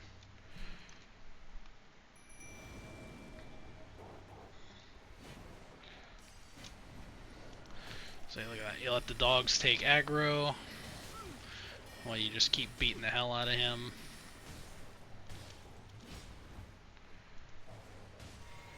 Don't let him get his stinky breath on you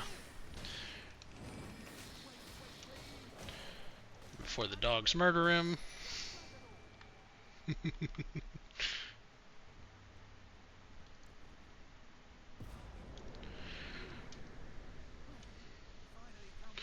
I know he's kind of like a everybody loves him, but not a fan.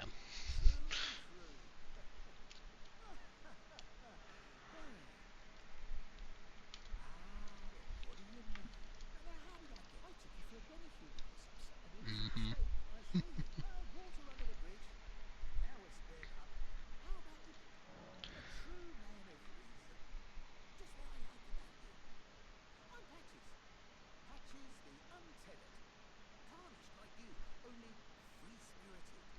Nomadic, you might say. Only for now, those retired soldiers turned bandits. They pay for my gruel. In exchange for my, well, showing them the ropes. But honestly, this looting racket is bloody terrifying. Frankly, I'm ready to wash my hands clean. Set up a legitimate shop. So don't be a stranger.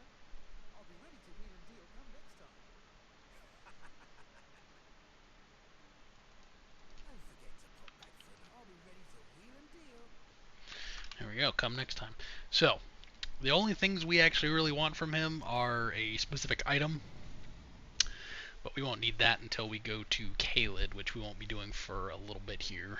Probably at least until we get the greatsword, the Claymore rather. Because there's a boss that makes leveling early, gives you quite a bit of help.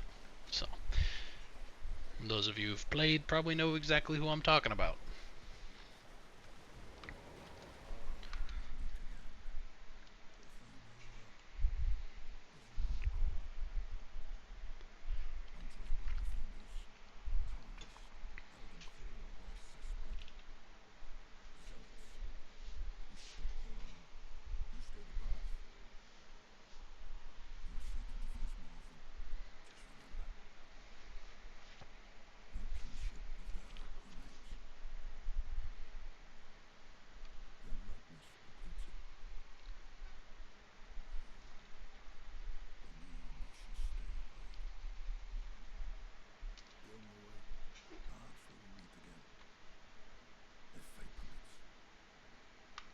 Yes, sir. So now that we're done talking to him, we won't see him till I think the next time we run into him is Liurnia. So it'll be a little while before we see our buddy Yura again. I mean, technically you can come back here and chat with him whenever you want, but that's the extent of what he'll tell you. He'll just say, "Be on your way," and that's the extent of it. I kind of wish that he was like a NPC that you could summon to more of the early game fights, so you can kind of build more of a connection with him. But, you know, hindsight, you always find things that you want to change and things that you want to stay the same. I'm sure there's a reason. It'd probably make most of the early game fights way too easy if he was there for all of them, or even a majority of them probably. We're going to start leveling up HP here.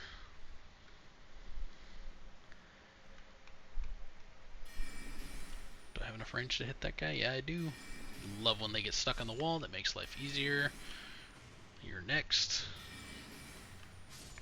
Here, hold this. And this guy, you're not going to stab me in the back.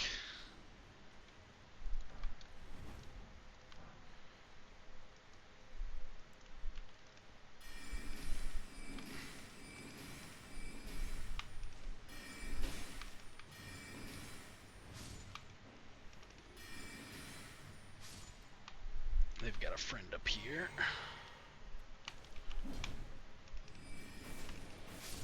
There we go. Easy money. You gotta watch out for those pads on the floor, because if you hit them, they'll do that, which they do damage the enemies. So if you're, you know, in a pinch, You can always use those to kill the imps, but in my experience it doesn't do enough consistent damage to really use that as a consistent strategy. What do you got for me? Garbage. That's the biggest problem with the imps right there. It's not that they're hard to kill, it's that they're annoying to kill, and they do a ton of damage, and they provide nothing of value. They're like their rune, the runes that they give you, they're not worth farming. So it makes them a very aggravating foe. I really need to get my encumbrance up so I can have a bigger stamina pool. Because that's going to be a pretty significant problem soon here. Once you get to the more aggressive bosses.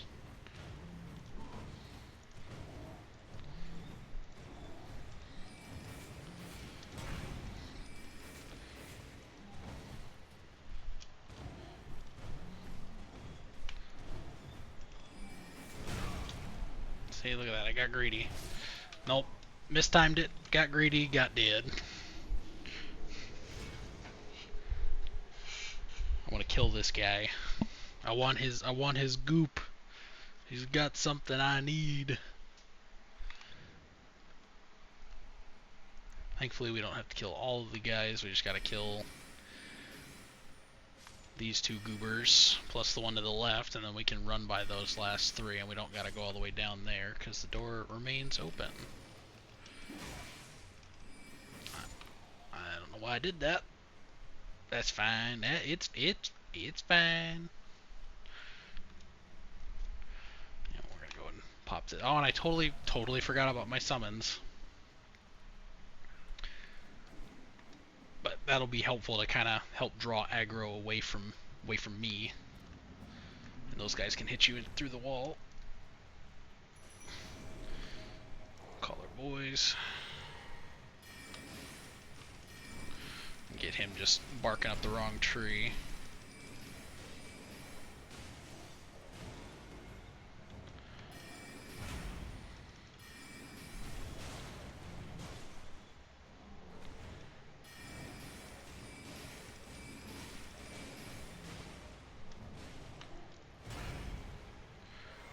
You always got to be careful with that attack, because the dangerous part isn't the hammers hitting you. It's there.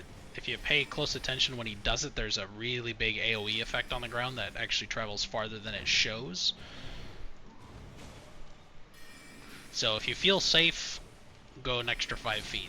It's usually a good way to not get murdered by that guy. There we go. Now we got the primary summon that we'll be using for a long while. There we go. Now my doggies go away. And we go back to the surface.